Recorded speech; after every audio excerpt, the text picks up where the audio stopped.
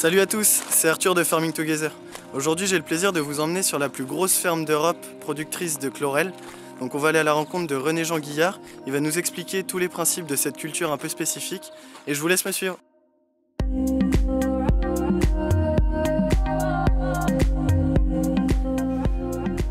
Bonjour Arthur. Bonjour, tu vas bien? Ça va bien? Ouais, nickel. Bienvenue. Bah merci. Bienvenue chez Algaï. Ouais, bah, tu l'auras compris, je suis pas là pour rien. Ça m'a particulièrement attiré, cet ingrédient mystère en quelque sorte est extraordinaire si je peux dire. Ouais. On en entend de plus en plus parler, mais concrètement qu'est-ce que c'est? Eh ben, je vais te faire découvrir tout ça. Ok, Tu vas voir ça. ça marche. Bienvenue. Venez. Donc là, on est dans une ancienne, des anciens poulaillers qu'on a complètement réaménagé. Ici, on est sur le site de R&D. D'accord. Okay. On a décidé en 2014 de monter un site de R&D pour pouvoir former les jeunes à la culture de microalgues. Donc ton produit mystère, c'est tout simplement de la chlorelle. Ouais. La chlorelle, c'est une microalgue que l'on produit ici, mais il n'y a pas d'école pour apprendre à cultiver. Et puis également, on fait autre chose, on fait du lombricompost à échelle industrielle. D'accord. Et je vais t'expliquer pourquoi on fait tout ça. Et puis après, on ira sur l'autre site à Plugna. Ouais, ça marche, avec Si ça plaisir. va. Donc voilà, tu vois, c'est un laboratoire ici où l'on forme les jeunes, on forme un peu tout le monde. Parce que là, l'entreprise, enfin, ou du moins la ferme, a été créée en quelle année? Alors, nous, on a déposé notre dossier en 2012. Moi, j'ai passé une quinzaine d'années en Chine, Ouais. en tant qu'industriel. Et en 2012, quand on a déposé notre dossier pour construire notre grande ferme de microalgues à Plugna, on m'avait dit que ça allait durer un petit peu au niveau de l'administratif. Et j'ai décidé de rapatrier en fait tout notre pilote industriel de Chine, qu'on a conçu pour la production de microalgues, ici à Trévé, donc à côté de l'Oudéac, pour pouvoir avancer en attendant les autorisations administratives, Ouais. pour pouvoir avancer et pouvoir former les jeunes, bien mettre au point les produits, pour qu'on soit bien en adéquation avec ce qu'on veut faire, quoi. D'accord. Alors ça, c'est notre laboratoire historique Ok. qui nous permet de suivre les cultures de microalgues. Ouais. Donc tu vas retrouver ici le matériel classique pour pouvoir quantifier, mesurer le développement de ces microalgues, avec en plus un dispositif informatisé, automatisé. C'est une machine qu'on a fabriquée dans nos usines en Chine, spécialement pour ici, qui permet de faire de la compétition entre les différents milieux de culture. En fait, la microalgue, tu vois, il faut l'alimenter avec des nutriments, de la lumière, il faut pas mal de choses. Et ce dispositif nous a permis pendant des années à comprendre quel est le meilleur mode de nutrition, les températures, le pH, plein de choses comme ça. Et ensuite, une fois qu'on sait où est-ce qu'on veut aller, ben on s'en va dans les grandes lignes qui sont derrière, qui va nous permettre de passer à l'échelle déjà plus conséquente, quoi. Ouais. On retrouve, tu vas retrouver ici un petit peu notre algotech. Notre algotech qui nous permet de garder les souches en fait vivantes, hein, ouais. Et qu'on a sélectionné. Alors on travaille toujours sur la chlorelle, hein, la Chlorella vulgaris, mais ça nous a permis, si tu veux, de travailler sur des conditions de température par exemple, ou des conditions de stress qui font que cette microalgue aujourd'hui, notre chlorelle, on l'a optimisée pour qu'elle puisse produire aussi bien des antioxydants, aussi bien porter certains oligo-éléments aussi intéressants, afin de réduire demain dans l'élevage l'utilisation d'oligo, comme tu vois par exemple l'utilisation du cuivre. On utilise beaucoup trop de cuivre, beaucoup trop de zinc en nutrition animale. Là, on rend le zinc et le cuivre biodigestibles.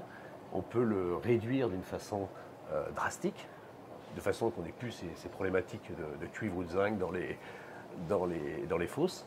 Et voilà l'objectif de tout ça, quoi. Mais alors j'ai une question peut-être un peu bizarre. Vas-y, il n'y a pas de question bizarre. Pourquoi avoir choisi la chlorelle plus qu'une autre algue?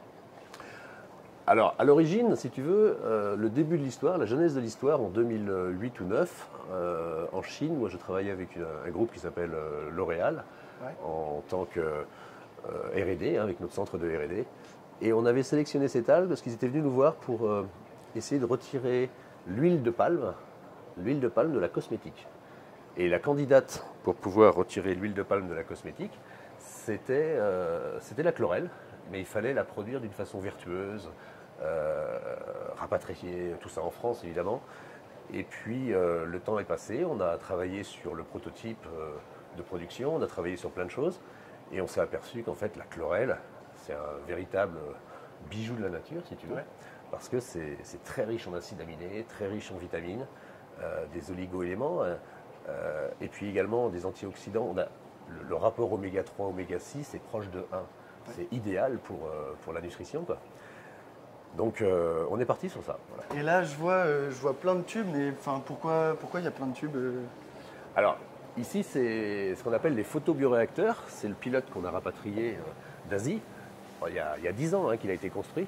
Ouais. Et c'est ce qui nous a permis de produire les premiers batchs de chlorelle et de former les jeunes à la culture, en fait. Parce que c'est complètement différent. À l'origine, tu sais, moi je suis fils de maraîcher. Ouais. On cultivait au sol. Et là, on cultive dans des tubes. On est sur du hors-sol, en fait.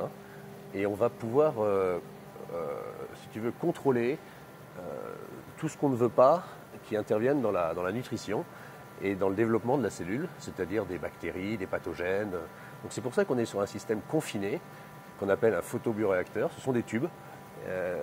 La lumière fait son travail classiquement comme dans les serres ou comme en maraîchage, si tu veux, la photosynthèse.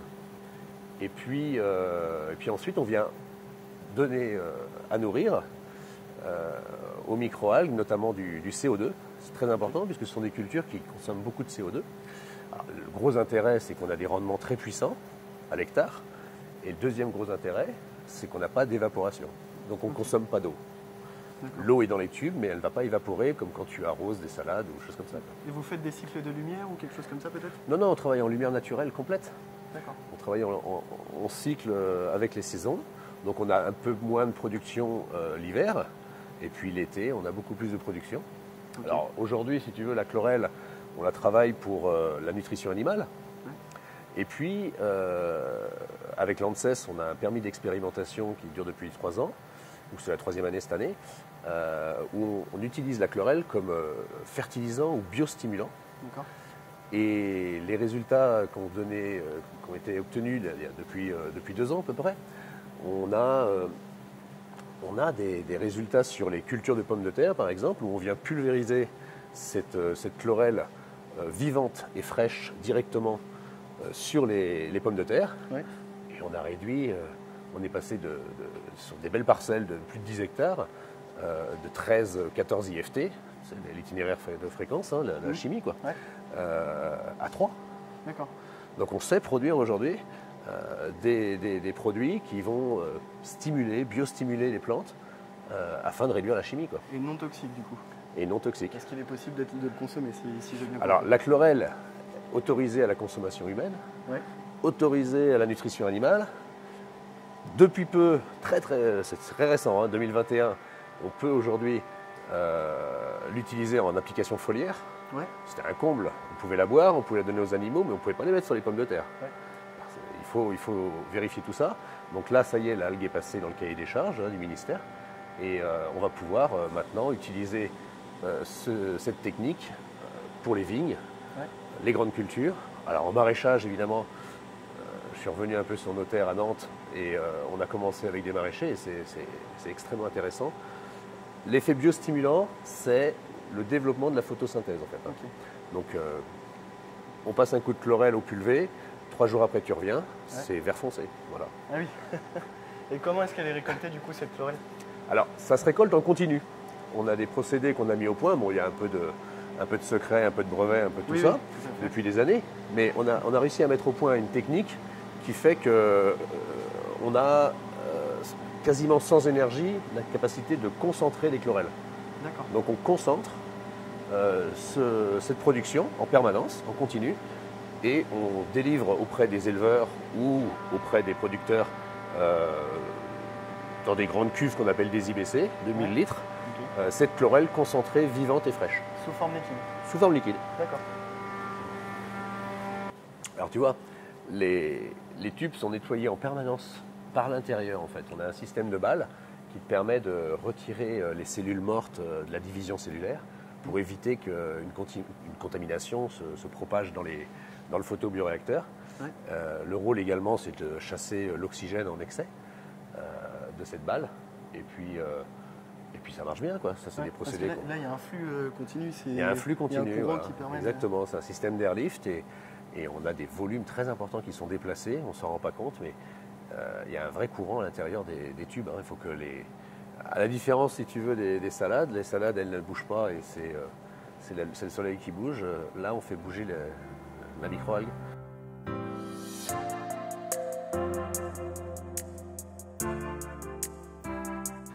Donc voilà, donc tu vois Arthur, là on arrive dans le deuxième grand département de notre activité, c'est la lombriculture.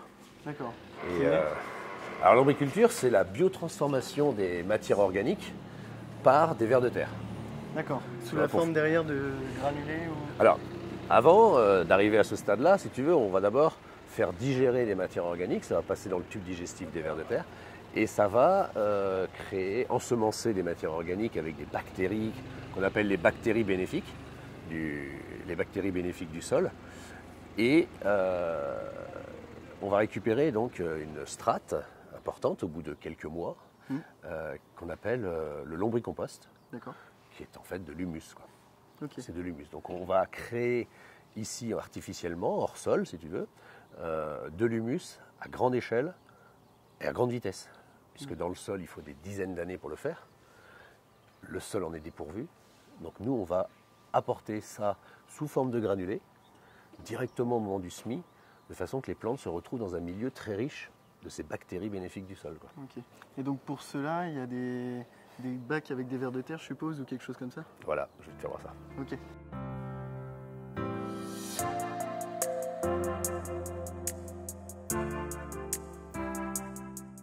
Si tu veux, on va arriver dans les bacs, dans les lombricompostières. Hein, c'est là où on fait également beaucoup de R&D sur le lombricompost et la lombriculture en général. Ouais. Alors, si tu veux, ce sont des bacs où on va apporter la nourriture tous les 10 jours par le dessus afin d'obtenir un produit 100% digéré.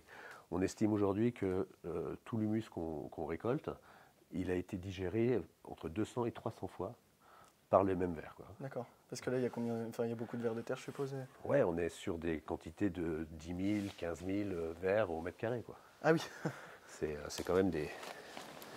Ah ouais.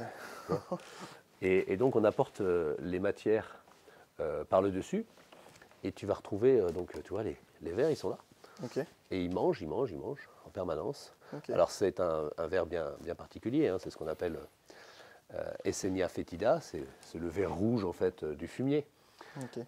Classique, qui reste toujours en surface, ce qu'on appelle dans sa litière. Okay. Et une fois qu'il a digéré, il ne va pas trop retourner là où il est passé. Et c'est là qu'on récupère donc, ce qui est en dessous, qui s'appelle le lombricompost. Et comment vous récupérez en dessous du coup? Donc ici c'est encore manuel. Sur l'autre site, c'est beaucoup plus industrialisé. Mais en fait, il faut retirer le scalp du dessus. Il faut scalper le dessus pour pouvoir récupérer l'humus qui est en dessous. D'accord. Donc ici c'est manuel. Sur le site de Plugna, ce sont plutôt sur des rails, un peu comme des ponts roulants, avec des grosses machines qui vont pouvoir scalper et récupérer ce qui est en dessous. Donc cette solution innovante pourrait permettre de justement remplacer ou en quelque sorte venir en complément de certains produits que l'agriculteur utilise déjà? Ouais, alors en fait, l'humus, si tu veux, c'est quelque chose qui est indispensable dans toute culture. Seulement si tu as compris que le sol, c'est pas un support mécanique pour faire tenir du maïs dessus et de lui apporter après sous forme de chimie l'ensemble des nutriments qu'il a besoin. L'humus, c'est un complexe de bactéries en fait, et ces bactéries sont là pour minéraliser les matières organiques. Ouais. Donc tu as les matières qu'on apporte au-dessus, donc tu imagines la forêt, tout simplement, les feuilles tombent, les feuilles tombent toujours sur le dessus en général. Il n'y a pas d'échauffement, contrairement au compost. Ok. Il n'y a aucune élévation de température. C'est quelque chose qui se fait exactement comme dans un milieu forestier. Les matières organiques tombent, les animaux morts, ça peut être des feuilles, ça peut être des branches. Et ensuite, il y a toute une faune, une flore qui vient dégrader ces matières. Et les vers de terre, eux, ont la capacité d'ingurgiter ces quantités de matière organique une fois qu'elles sont pré-dégradées par un microbiote, qu'on appelle un microbiote au-dessus, on retrouve ça dans le sol, et vont pouvoir digérer des bactéries pathogènes pour rendre à ces matières organiques des bactéries qu'on appelle bénéfiques. Ok. Donc tout le concept est là. Donc là, si tu veux, on n'est plus sur un système où on va, comment dirais-je, utiliser le sol comme un support mécanique, mais on va bien être sur un système où on va faire retravailler le sol avec de l'humus et la minéralisation des matières organiques qu'on va apporter. Ok. Donc c'est une symbiose. C'est une symbiose avec des bactéries bénéfiques, issues en grande partie des tubes digestifs des vers de terre, et puis les plantes. Les plantes, elles vont t'apporter des sucres par le système racinaire, la photosynthèse t'apporte des sucres qui vont continuer à multiplier ces bactéries. Donc quand tu changes le concept, quand tu retrouves le concept naturel, si tu veux, eh ben, tu n'as plus cette problématique de fin d'azote, de tous ces sujets qu'on entend aujourd'hui. On n'a jamais vu une forêt qui avait faim, quoi. Donc ce serait un type de produit adapté à différents types d'agriculture, que ce soit agriculture conventionnelle comme agriculture de conservation ou agriculture biologique. Ah, complètement. Là, on arrive sur un sujet qui est très important, c'est que si tu as vu la matière à quoi elle ressemble, tu ne peux pas utiliser ça en industrie ou en production à grande échelle, puisque ça fait une sorte de génoise, tu vois, c'est pâteux. Ouais. Alors nous, on a mis au point un concept de granulation à froid, et on arrive à proposer aujourd'hui à l'agriculture le même format que l'insecticide, que le DAP, que le 1846. Ouais. Donc ça rentre dans la trémie du semoir et c'est déposé directement sur la graine. Ouais. Bah, j'ai récemment vu ça chez moi justement au semis de betterave. Voilà. On a utilisé ce fameux produit et bah, on attend de voir les résultats maintenant. Exactement, mais ça fait déjà plusieurs années que nous on a mené des tests à grande échelle et la réaction est immédiate. En fait, une graine, quand elle est au contact de l'humus versus contact à de l'ammonitrate. Dans un cas, la graine sait qu'elle est dans un milieu extrêmement riche en microbiote de surface, donc les oligo-éléments sont au fond du sol. Donc elle va plonger très profondément. Et ça change la donne sur la qualité des récoltes et la productivité. D'accord. Alors moi, je suis ingénieure agronome ici. J'ai une spécialité en sciences du sol, un doctorat en sciences du sol, donc je m'occupe de tous les projets en lien avec notre procédé de lombricompostage, mais aussi les projets en lien avec l'utilisation agricole des produits, donc le lombricompost, le percola. D'accord. Donc ici, je suis en train juste de trier les vers de terre, donc les Enaphetida, j'imagine que vous avez eu exact, ça y est, ils sont au courant. L'opportunité de voir. Donc voilà, c'était une ancienne litière qu'on a utilisé pour des tests auparavant. Donc là, je suis en train de les compter, faire le comptage des adultes, des juvéniles et des othèques. C'est des indicateurs très importants pour justement évaluer la multiplication, la reproduction, pour voir si les vers de terre ils sont bien. D'accord. Merci Anna. Merci. Donc là, c'est les lignes qui sont dédiées uniquement à Green Bloom, cette boisson. Donc c'est ce qu'on appelle la consommation humaine. Et le processus est différencié ou pas du tout? Ou c'est la même chose? On a des analyses supplémentaires par rapport à la nutrition animale, puisqu'on doit garantir la vitamine B12. Alors c'est une boisson qui n'est pas source, mais qui est riche en vitamine B12, donc il y a une petite nuance. Les allégations sont très importantes quand tu fais une boisson. Et donc là, on a une analyse encore plus poussée avec notre laboratoire sur le milieu de culture, sur les pathogènes potentiels. Ouais. Okay. Donc voilà.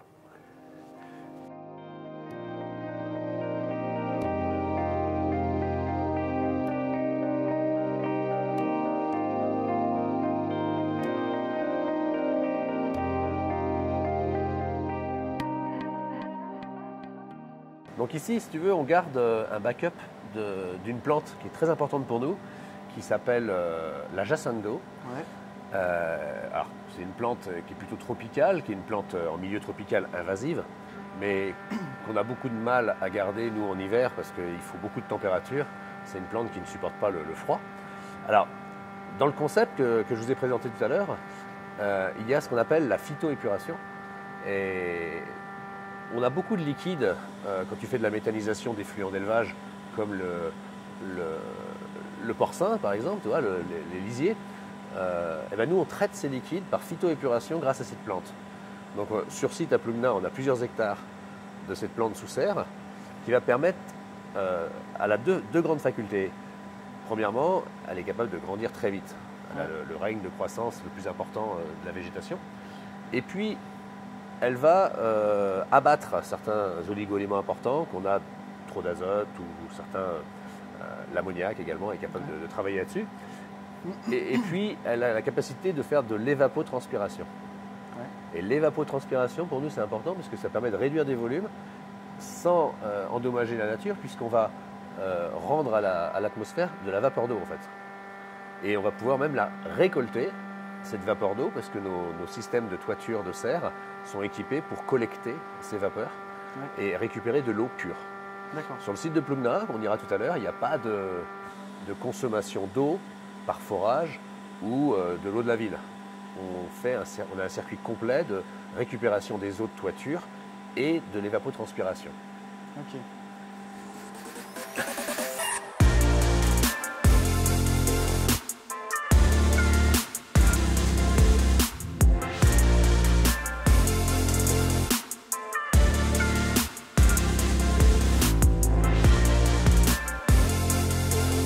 Voilà, Arthur, tu vois, on change de dimension maintenant. Ouais. Bienvenue à Plugna, sur le site d'Algae. Donc là, c'est 32 hectares, avec la méta, avec la production de chlorelle, la lombriculture. Mais là, on passe à échelle industrielle. D'accord. Les demandes et les besoins sont énormes. Hein. Je ne sais pas si tu as compris, par rapport au conventionnel et la chimie, maintenant, il faut savoir répondre à une certaine demande. Voilà, il faut être à l'échelle, il faut être en qualité, il faut être industriel, en fait. Tu peux pas faire tu ne pourras pas régler un problème comme on a aujourd'hui avec une solution anecdotique. Quoi. Ouais. Là, je vois, vous avez un pulvé Évrard. Voilà, on a un pulvé Évrard, donc ça c'est pour nos clients, c'est spécialement pour la pomme de terre, donc c'est pulvériser de la chlorelle. Alors je ne vais pas t'apprendre que le traitement aujourd'hui, même quand on voit ce genre de véhicule sur la route ou dans un champ, c'est beaucoup décrié, il y a beaucoup de problèmes de phyto. Ouais. Donc là, on lui a mis les bulles vertes. Et l'objectif, c'est de faire comprendre aux gens qu'on a des solutions. Quand on met de la chlorelle dans un pulvé Évrard pour arroser les pommes de terre, pour traiter, en fait, on peut boire le produit qu'on est en train de mettre là. Ouais. Tu as goûté la chlorelle? Oui, et c'est ce fameux produit-là qu'on met dans le... C'est le même. C'est exactement le même. Donc on pourrait arriver dans le bout du champ, admettons, voir le chauffeur et... Ouais, tu dévisses une buse et puis t'en bois un coup, c'est à chaud. C'est ça le but. D'accord. C'est ça l'objectif. Donc ici, c'est l'entrée avec le pont bascule. Ouais. Donc les camions, ils viennent décharger les effluents essentiellement. Donc on peut venir en tonalisier, on peut venir en camion. Ouais. Tous les excédents en fait, hein. Tous ces excédents, ils vont être méthanisés sur le site. Donc la méta qui va être mise en route. Voilà, donc cet été on met la méta, le premier méthaniseur, parce qu'on a 3 méthaniseurs en fait. Hein. D'accord. Et ces 3 méthaniseurs sont prévus pour faire tourner le site aussi bien en lombriculture qu'en CO2, qu'en chaleur pour la chlorelle. Quoi. D'accord. Donc voilà. Donc les camions ils déchargent. Il y a 2 postes de déchargement. Ouais. Ici, ce sont les lagunes qui ne sont pas encore couvertes, mais ce sont les lagunes de réception, en fait. Donc, à terme, vous serez autonome en digesta sur votre ferme? Bien sûr. Les intrants de la lombriculture sont produits ici, quoi. Ok. Mais avant d'emmener dans le digesteur, ici, tu as les caissons. Ici, ce sont des échangeurs. En fait, on a une pasteurisation sur site, 70 degrés, 1 heure. L'ensemble des effluents sont pasteurisés avant d'être emmenés dans le digesteur. D'accord. Ce qui permet d'assurer qu'il n'y ait pas de problématique. Tu sais qu'en élevage, personne n'est à l'abri aujourd'hui. C'est la fameuse hygiénisation que tu m'as parlé. Voilà, c'est ça. On parle d'hygiénisation plus que de pasteurisation. En France, vous êtes les seuls à avoir ce type de méta. Voilà, c'est un modèle qui a été développé pour obtenir un digestat, comme je te disais, de qualité, afin qu'on ait de la performance sur la lombriculture derrière, sur le lombricompost. Si la matière n'est pas 100% bien contrôlée au niveau de sa digestion, tu n'as pas de performance en lombriculture derrière. Et tout ça, ça entraîne ensuite des problèmes de qualité, des problèmes de coût et d'incompatibilité avec ce qu'on veut faire, c'est-à-dire révolutionner, entre guillemets, l'agriculture conventionnelle, quoi. Oui, tout à fait. Alors, le principe, c'est que la matière arrive d'un côté et va se déplacer tout doucement jusqu'à la sortie en 60 jours. Ouais. Et le brassage, il se fait par injection de biogaz. Ce n'est pas une injection mécanique, ce n'est pas un brassage mécanique. C'est vraiment que le biogaz, les bulles, qui vont faire remonter la matière, mais d'une façon verticale et non pas d'une façon horizontale. Ok. De façon à ce que les masses se déplacent tout doucement. Et la récupérer plus facilement. Exactement. Et du coup, l'entretien, la fosse n'est jamais vidée. La fosse sera curée peut-être tous les 10 ans ou 20 ans, on ne sait pas. Mais on a des pièges à cailloux, on a des pièges à sable avant toutes ces opérations-là, comme tu as vu dans les fosses de réception. Ouais. Donc normalement, on n'a pas ces problématiques de sable ou de cailloux comme on peut avoir dans les autres métals. Ok. C'est ça le Et truc. donc, des fosses comme celle-ci, il y en aura 3? Il y en aura 3, donc ça fait 13 000 m3 chacune. Ouais. Il y aura 3 métas. Aujourd'hui, on a construit la première et on rajoute des modules en fonction de l'agrandissement du site.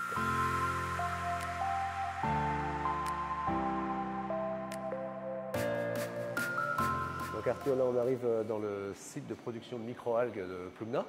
Okay. Donc ça c'est ici, si tu veux, la zone de départ. Tous les jours on a des départs pour livrer aussi bien les élevages et puis les produits de biostimulants pour la partie végétale. Okay. Et c'est comme ça que je vais pouvoir faire découvrir tout ça. Ok, donc là, si tu veux, c'est la zone de stand-by où les lots vont être analysés pendant 24-48 heures avant d'être libérés par la qualité, comme je t'expliquais Maël à côté. Ouais. Notre objectif, c'est de livrer 100% des produits contrôlés afin qu'on n'ait pas d'accident. On est sur une algue vivante et fraîche. Hein. Ouais. On n'est pas sur un produit lyophilisé. Donc c'est très très important d'avoir la performance et la sécurité. Quoi.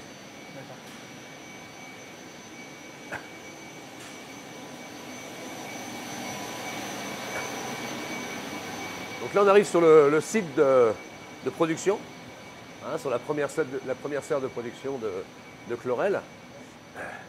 Donc c'était sur un ensemble de 5000 m². Bah tiens, je vais t'inviter à voir. Regarde, viens voir.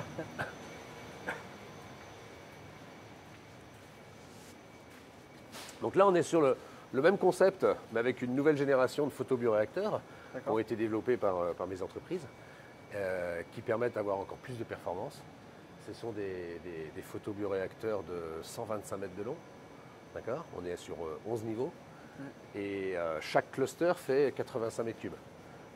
Et on est en production du 31 décembre, enfin du 1er janvier au 31 décembre, avec des fluctuations en fonction de la luminosité. Quoi. Ouais. Mais ça correspond bien parce qu'en fait, si tu veux, l'hiver, on produit pour l'élevage. Et puis dès qu'arrivent les beaux jours avec beaucoup plus d'ensoleillement, on a des besoins en green crops sur les produits, les traitements des cultures. Et ça correspond aux besoins des maladies, enfin, toutes les maladies qu'on peut avoir, et de renforcer le système immunitaire des plantes. Donc du mois d'avril, avril-mai jusqu'à octobre, on va doubler la capacité de production, naturellement, grâce au soleil, et on double également les besoins. Donc on est bien en adéquation avec la nature. Quoi.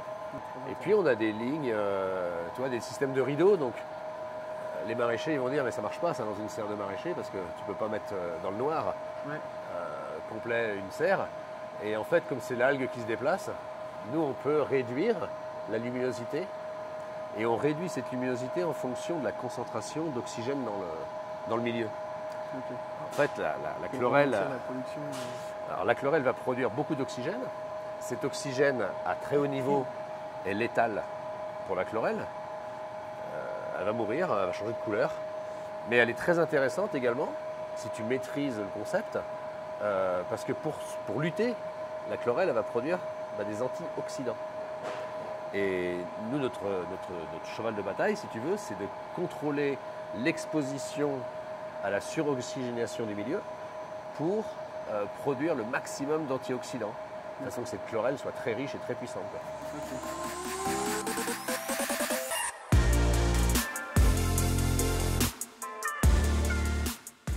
Là, on est sur la construction des premières lombricompostières de Plugna. Alors, l'ensemble du digestat va arriver par la route, ici, par ce qu'on appelle le translateur, avec ses chariots. Il va être répandu sur les lombricompostières, donc, qui ont changé de taille. On fait 4 mètres de large, là. On fait 65 mètres de long. Les plus grandes feront jusqu'à 100 mètres.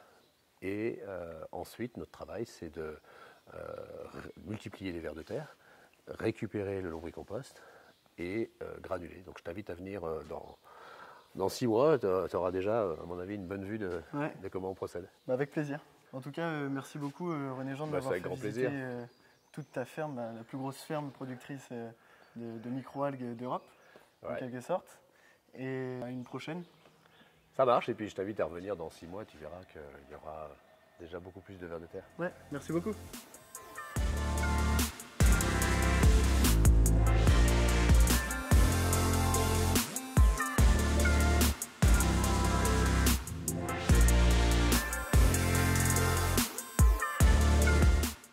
Comme vous l'aurez compris, c'est la fin de cette vidéo. En attendant, moi je vous remercie d'avoir visionné cette vidéo, certes un peu longue mais très intéressante. Encore une belle initiative pour l'évolution de l'agriculture.